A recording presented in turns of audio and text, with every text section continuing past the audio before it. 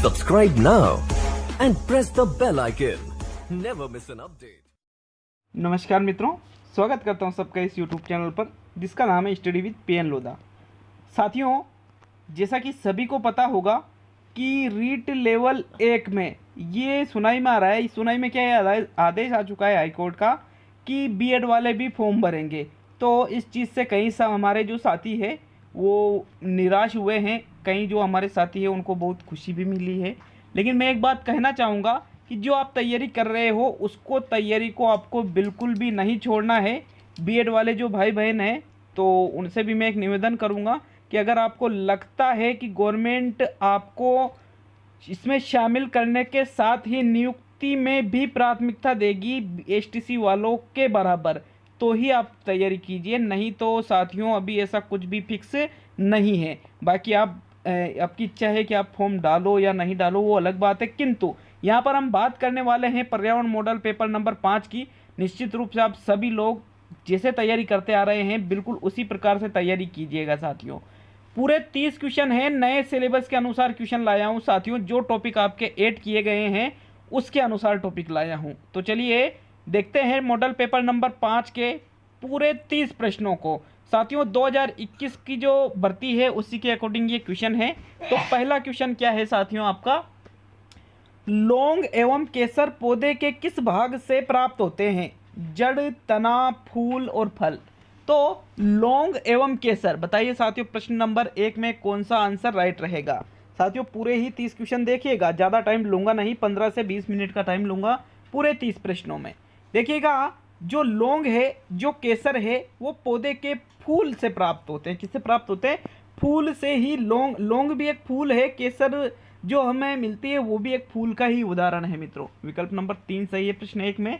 चलिए नेक्स्ट आते हैं प्रश्न नंबर 2 पर। भारत में बहु विवाह हिंदू विवाह अधिनियम किस वर्ष में लागू हुआ? 1955, 1980, 62 या 72? तो साथियों हिंदू विवाह अधिनियम भारत में लागू हुआ था सन 1955 में। कब लागू हुआ था? सन 1955 में। विकल्प नंबर 1 सही रहेगा आपका प्रश्न 2 में। नेक्स्ट प्रश्न नंबर 3 मित्रों, तीसरा क्वेश्चन देखिएगा। मैं कह रहा हूं कि 30 क्वेश्चन है, 30 में से अगर आप कोशिश करोगे तो भी 25 नहीं कर पाओगे। कोशिश कितनी कर लो भले, 25 कर ही नहीं कर पाओगे, तो फिर भी कोशिश करना की चॉइस हो जाए साथियों। तो चलिए प्रश्न नंबर 3 पे आते हैं। हरित क्रांति गेहूं या खाद्यान्न, सुनहरी क्रांति बागवानी, नीली क्रांति फसल, बादामी क्रांति मसाला उत्पादन। तो असुमेलित करना है। देखिएगा, हरित क्रांति का संबंध गेहूं या खाद्यान्न से ही है, सुनहरी क्रांति का संबंध बागवानी से है, लेकिन नीली क्रांति का संबंध फसल से न होकर साथियों मछलियों से है। किससे है? मछली पालन से। तो साथियों विकल्प नंबर 3 सही है, बादामी का मसाला उत्पादन से ही है।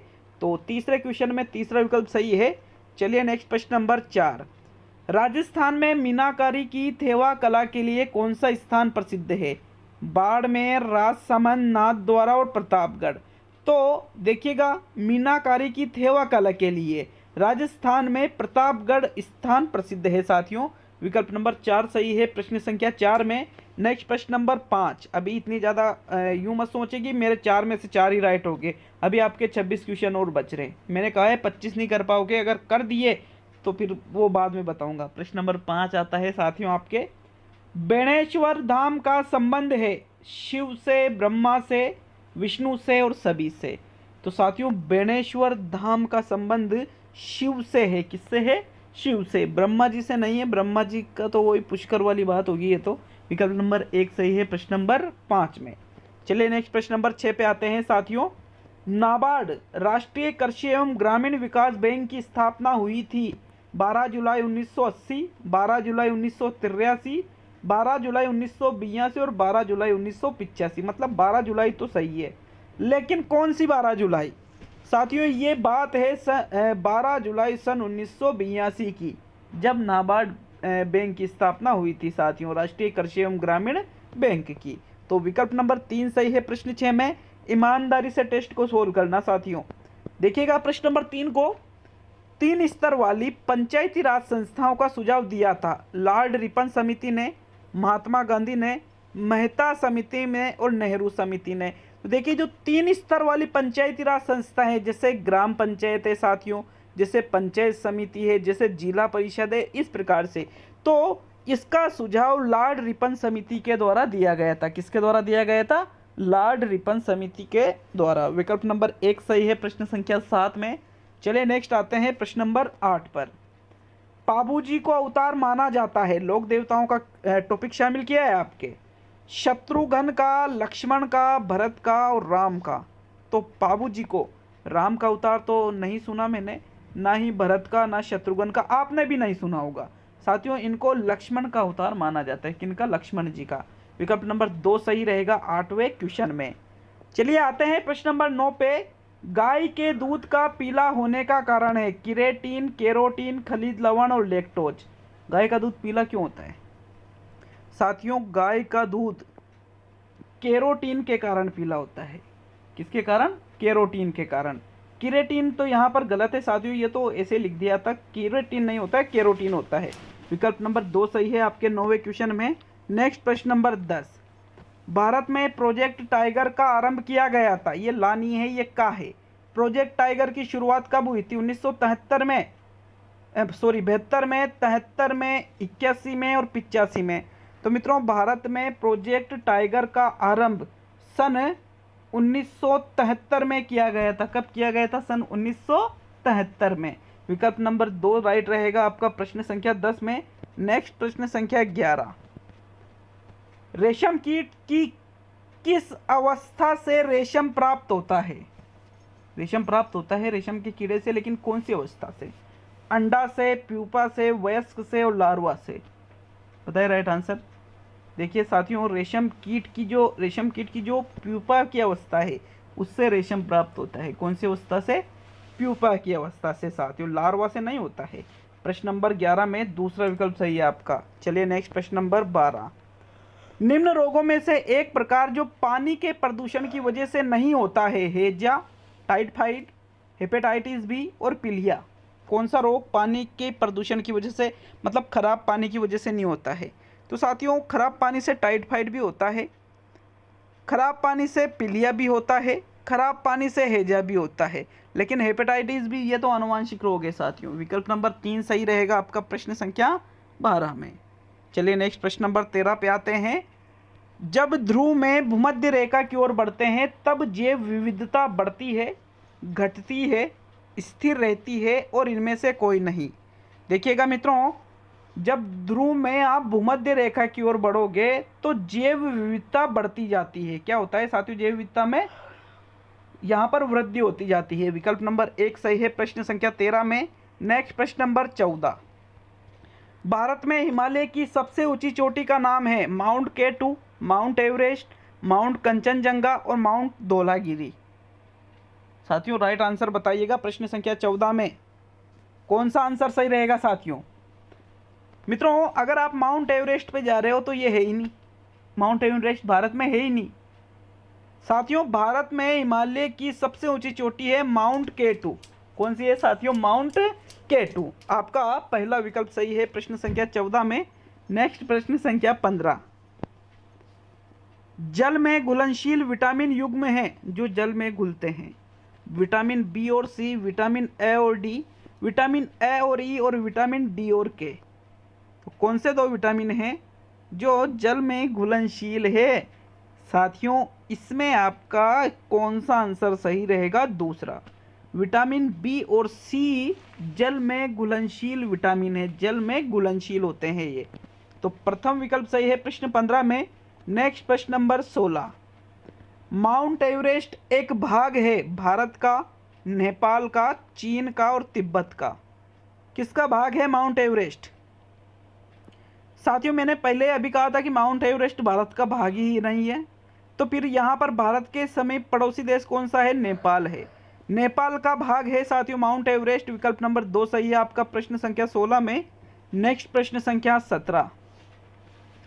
संकटग्रस्त पादपों के नाम सूचीबद्ध किए जाते हैं नीले आंकड़ों की पुस्तिका में, हरे आंकड़ों की पुस्तिका में, लाल आंकड़ों की पुस्तिका में और पीले आंकड़ों की पुस्तिका में।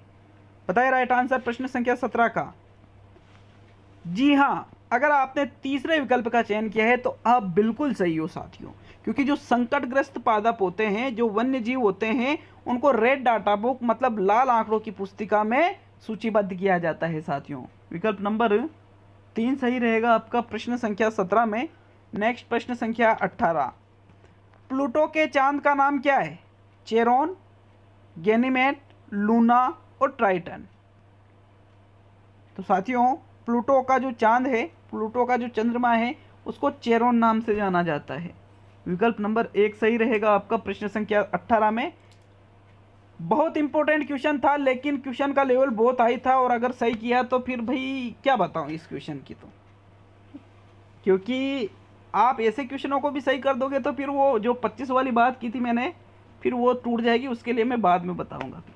चलिए नेक्स्ट प्रश्न नंबर 19, उत्तरी ध्रुव की खोज किसने की थी? जॉन के बोट ने, एमंडसेन ने, तस्मान ने और रॉबर्ट पीरी ने।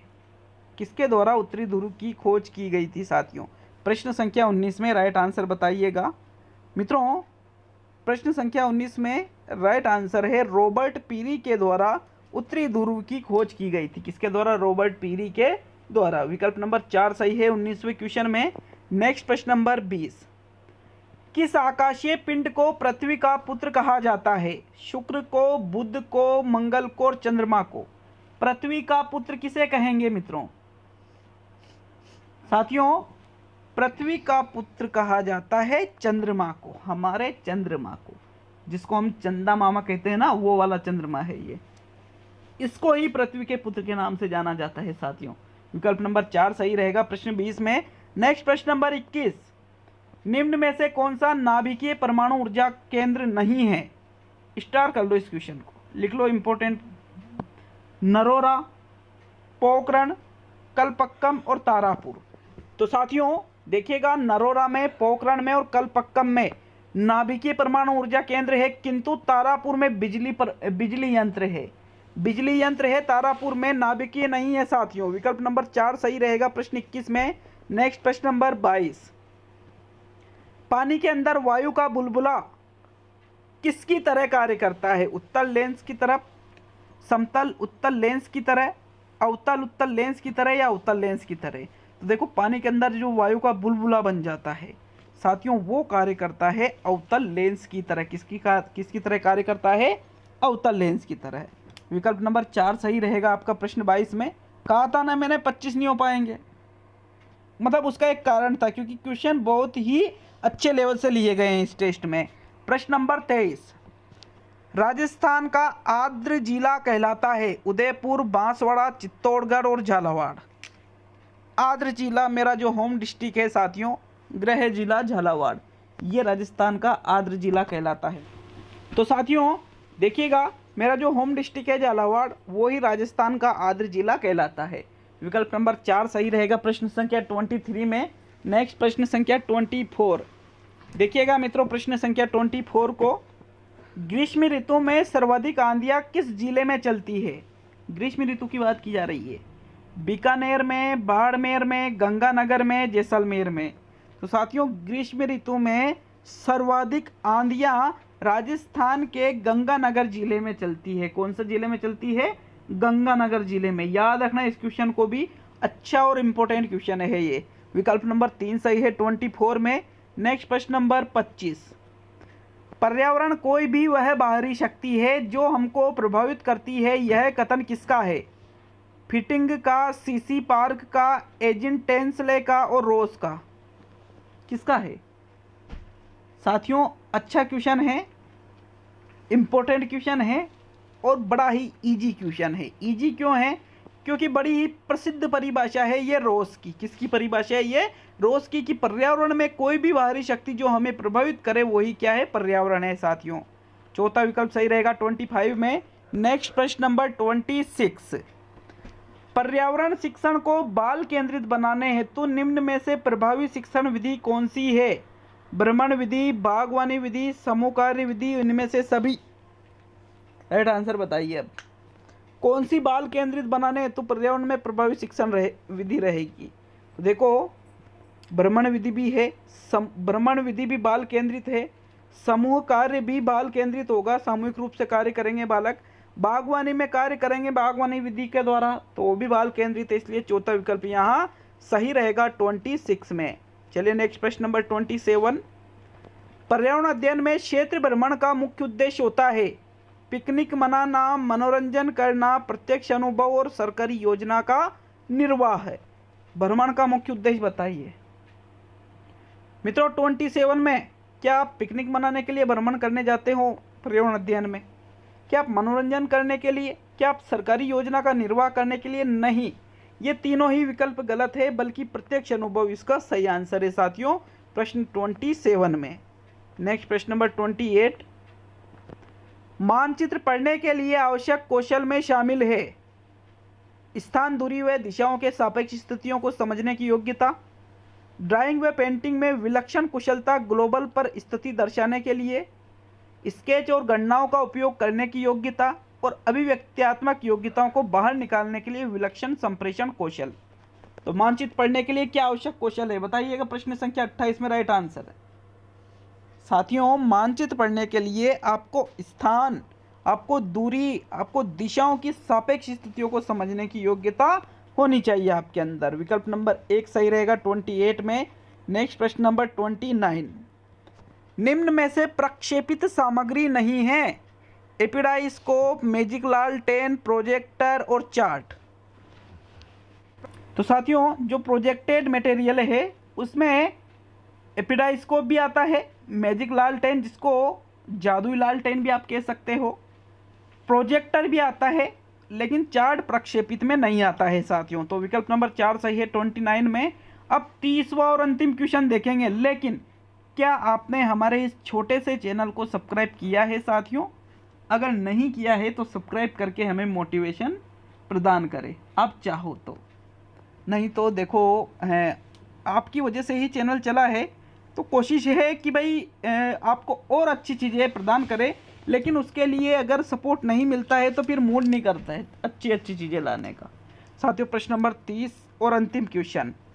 राजस्थान में पर्यावरण अध्ययन की शुरुआत किस कक्षा से होती है? कक्षा 3 से, 4 से, 5 से, यहाँ 5 से लिखा था मैंने, और कक्षा 6 से। राइट आंसर बताइए। ये 2 बार कक्षा 4 नहीं है, यहाँ कक्षा 5 है। पर्यावरण अध्ययन की शुरुआत राजस्थान में, देखिएगा मित्रों ये क्वेश्चन बड़ा इजी क्वेश्चन है। एक छोटा बच्चा जो कक्षा 1 में जाता है उससे पूछो कि कौन कौन से विषय हैं, अगर उसको पता है तो वो पर्यावरण नहीं बताएगा, वो बताएगा हिंदी, अंग्रेजी, गणित। कक्षा 2 में बच्चा जो पढ़ता है उससे पूछोगे वो भी बताएगा हिंदी, अंग्रेजी, गणित। लेकिन जैसे ही वो कक्षा 3 में चला जाता है उनके हिंदी, अंग्रेजी, गणित और पर्यावरण ये 4 चीज़ें आ जाती, अर्थात कक्षा 3 से राजस्थान में पर्यावरण अध्ययन की शुरुआत की जाती है। तो अच्छा क्वेश्चन था साथियों मेरे हिसाब से ये भी। विकल्प नंबर 1 सही है 30वें क्वेश्चन में। तो मिलते हैं अगले वीडियो में।